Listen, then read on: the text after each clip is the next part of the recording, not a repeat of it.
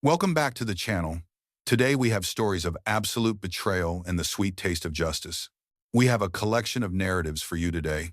One features a man who requires zero guidance and is genuinely happy with his life choices.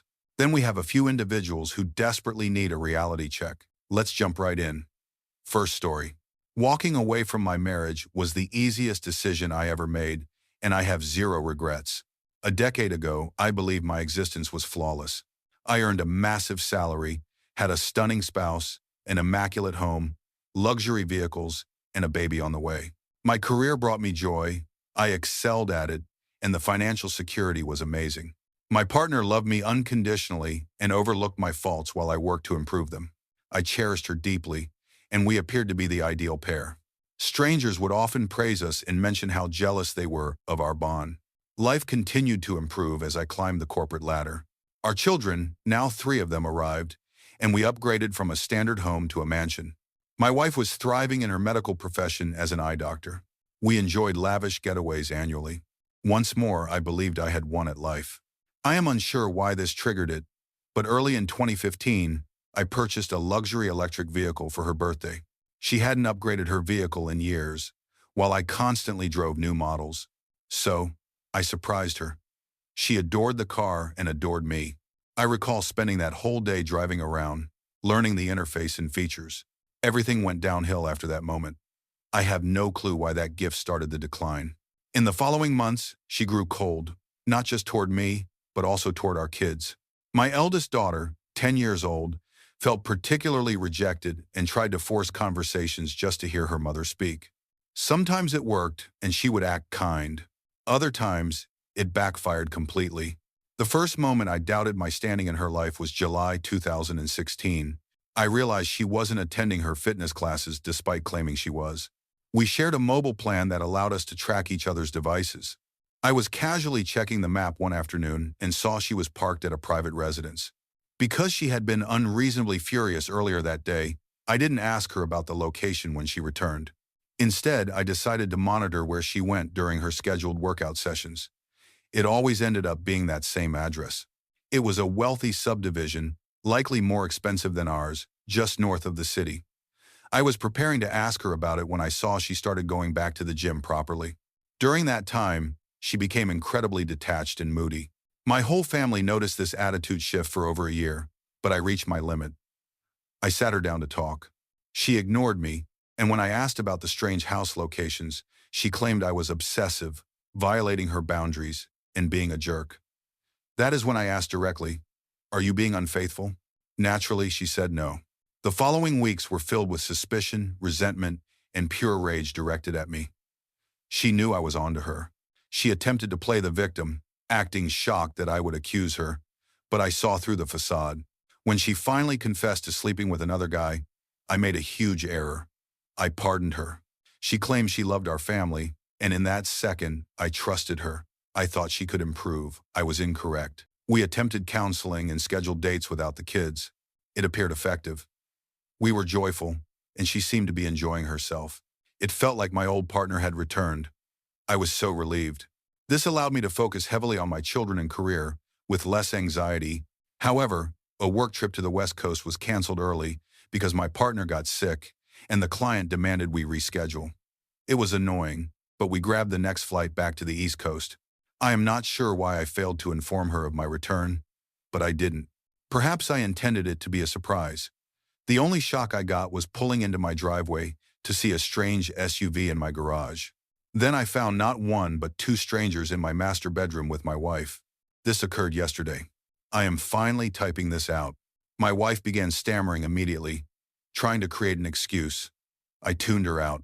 I exited the room, went downstairs, and poured a stiff drink. I heard the men rushing out, and when I went back up, my wife was sitting there, fully dressed, with a pathetic look on her face. She began speaking, but I silenced her. I ordered her to leave. I screamed at her to get out of my property. I told her I would ship her belongings by the weekend. She tried to use the children as leverage, but I was finished. I feel sorrow, but not for her. I grieve for my children and for the next guy she destroys. I will battle for my kids, but my greatest terror is losing custody. I know the legal system often favors mothers. I hope the judge sees I spent 3 years trying to fix a shattered home for my family's sake, to no avail. I informed my children this morning. They asked why mom wasn't there. I let them skip school today. They are all hanging out upstairs. This entire scenario is horrific for everyone. It was totally avoidable. I have no sympathy for my wife. I hope she carries one title forever. Cheater. I want the reputation to follow her. She is a well-known doctor in town. This could destroy her practice if the community finds out, which they likely will. Just thought I'd share. Here is a positive update. Hello, everyone. Not sure if you recall, but I shared my story 2 months ago about catching my wife and the destruction of my family. I was broken. But as of mid-July 2018, the civil lawsuit has officially ended. It was swift, and I won everything. I am unsure if this breaks rules, so moderators can delete this. But since I got such great support previously, I felt obligated to share the conclusion. Feel free to scroll past the text if you don't want to read. Summary at the bottom. 2 months back, I returned from a trip to find my wife with 2 lovers. This was after years of her lying to us. I was stupid enough to reconcile after catching her the first time with a much older, wealthy man. After kicking her out, she became aggressive and threatened to take the children. I was terrified. I have heard nightmares about fathers losing everything in court, so I was prepared for the worst. I took a leave of absence from my job this summer because I felt physically ill and couldn't handle the idea of my ex raising our kids. If they turn out like her, I have failed as a father. I filed for sole custody and submitted divorce papers in May 2018. I retained a lawyer who is a close friend. He initially offered to work pro bono after hearing the details, but I insisted on paying, so we tackled the case together. We analyzed my phone logs, her location history, and collected every scrap of evidence to construct our argument. The court hearing started July 12th, right after I took the kids on a trip. I didn't leave the state per legal advice, but it was a nice break. My 10-year-old daughter was deemed mature enough to answer questions from the attorneys, even though I tried to shield her from it. She testified that her mother had been difficult and paranoid for a year, but she had adapted to it. No kid should have to say that. However, the turning point was her announcement that she was moving to Southern California. This meant the children had to choose. All 3 chose me. Her attorney tried to claim I was brainwashing them, alienating them from her, but the truth was simple. They wanted to remain in their home, with their friends, at their current school. The judge ruled they would live with me full-time. They can visit their mother whenever they want, provided the stay doesn't exceed 14 days without me. Additionally, she is banned from my property. That includes our vacation home, my land in the mountains, and my corporate offices. My parents and relatives also filed requests to ban her from their residences. Ultimately, I am relieved. This is the calmest I have felt in 3 years. It is sad my marriage collapsed, but I realize I am not to blame. I will take the next few years to focus on myself and my offspring. Wow, that was a tragic tale that ended with the best possible outcome. Great work. Next story. My partner deceived me into thinking I impregnated her, but I discovered the truth after the delivery and need advice. I have used Reddit for a while and started reading this forum when I first suspected infidelity. I hoped I wouldn't be posting, but here I am. I, a 28-year-old male, have been with my girlfriend, 25, for roughly 2 years. The bond was strong. Then she announces she is expecting. For the most part, I am cautious, and she claims she was on birth control. I was doubtful, but I went to the doctor. Then I assumed it was just an accident. I always wanted kids, so even though the timing wasn't ideal, I was happy. We passed the first trimester, and she moved in at her request. That was a warning sign I ignored. We planned our careers in the nursery. She insisted she would return to work but also stay home. She swore she could manage it. I attended every medical visit. Things were fine. We reached the 3rd trimester. I adjusted my work hours to be present for every checkup. Up until then, I was in the room for the whole duration. At this specific visit, she asked me to wait outside so she could speak privately with the physician. I was worried something was wrong with the fetus, and she wanted to hide it. I went in later, and the exam was normal. My girlfriend dismissed my questions about why I was excluded. Another warning sign. We were 6 weeks from the due date. I noticed she was hiding her screen during texts and calls. She claimed it was confidential work business. My suspicions were high, so I tried to glance at her screen. She had installed anonymous messaging apps. I found it odd but stayed silent. The baby arrived and I was emotional. The kid was healthy, and the birth went well. Then came the moment they needed my signature on the legal documents. My girlfriend became aggressive about it. She kept demanding I sign. She seemed far more nervous than usual. This was the red flag I caught. I refused to sign. We fought, but she stopped pressuring me. I think she realized how guilty she looked. We got home, and she went to care for the infant after I woke up. I saw she left her phone unlocked. I couldn't resist. I checked it. I looked for logs. I found an entire chat thread on a messaging app with a man. It had updates on her pregnancy, photos of her and the child. Then I saw the text where she says she thinks it is his baby. I confronted her, and she apologized. She admitted the paternity was uncertain, but she felt it was mine. I demanded a DNA test and walked out. It has been a week since that fight. The lab results arrived yesterday. The child is not mine. She moved back in with her mother. Here is the kicker. It took some investigation since I only had screen names. She was talking to him too. The real father is her boss. The secrecy was to protect him. The boss has a wife and 4 teenagers. I located his wife on social media and forwarded everything I had, including the texts where my girlfriend confirmed it was his. I am devastated in many ways. I am fortunate in some aspects, but the pain is immense. This altered my worldview. I am resentful, furious, and skeptical. I have no clue how to heal from this trauma. Next story. My arrogant sister intends to steal our late grandmother's home from me so her affair partner can live there. She wants easy access to him. I just needed to vent because I am angry. So it is fine if nobody reads this. Sorry if this is disorganized.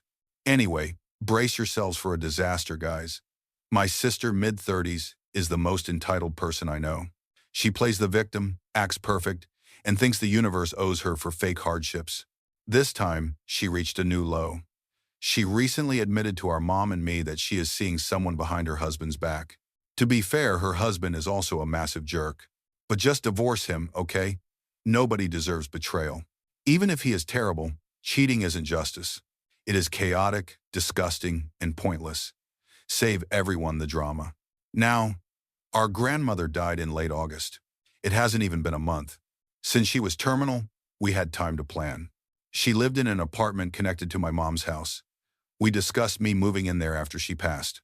Everyone agreed it was smart because Grandma had accessibility features like rails and special tools. I am disabled and need that equipment. Turns out, my awful sister thinks it would be brilliant to move her secret lover into our mom's property instead. She wants to use our mother as a shield for her infidelity. I am disgusted and furious. We were just starting to tolerate my sister again because she seemed humbled by the death. She appeared to be maturing, but it was all a ploy to house her boyfriend. I don't think anyone will accept this plan. I can't believe she thought it was a realistic option to propose. Why does she assume we will facilitate her adultery? I want no involvement. I won't be an accessory. Her excuse for suggesting he move in is that I don't seem in a rush to move there. Yes, I found my grandma dead less than a month ago. Sorry I am not rushing to erase her presence. Sorry I haven't sorted through her entire life to donate her things yet. I wish I could keep everything. The fact that I have to remove anything hurts. I apologize for grieving, but maybe have some empathy. I decided to cut my sister off again. Every time I think she has grown, she proves she is the same selfish human. I am done with the act. Enjoy the divorce court. Good luck explaining this mess to your children. Update time. There were excellent points made in the last post that my mom and I missed. Things like my sister getting kicked out and needing housing, or waiting until I occupy the space to tell her husband. We considered all of this. My family started processing Grandma's items. It is bittersweet. Watching her things vanish hurts, but we found amazing photos and memories. I even found my great-grandfather's antique watch. My sister managed to force her way into the unit for a few hours to grab keepsakes, but the joke is on her because I hid the items Grandma wouldn't want her to have. She left with a cheap bowl. She stopped pushing the narrative that her boyfriend should move in now that she sees we are serious about me being the tenant. But she made snide remarks, letting me know she hasn't dropped it. She can scheme all she wants because we are installing cameras and changing the deadbolts. If she thinks she can sneak in or steal anything else, she is wrong. My mom and I decided that once I am settled in the apartment, we will inform her husband of the truth. We will offer support to him and the kids. Whether it is counseling or babysitting, We will help when the truth comes out. My sister might detest us, but she is the victim of her own choices. I am done protecting her feelings so she can treat people like garbage. My mom agrees enough is enough. If we never hold her responsible, she will keep pushing boundaries. Some people suggested sending an anonymous tip to the husband. I thought about it, but that might cause him mental anguish later. If he didn't know, who did? How many people laughed behind his back? Was it public knowledge? Personally, I don't want him torturing himself with guesses. Anyway, that is the update for now. I just wanted to share where things stand. Thank you for the massive support. It was needed and appreciated. I am glad I won't have to carry this ugly secret much longer. Her husband deserves the truth, and we will aid in the recovery process.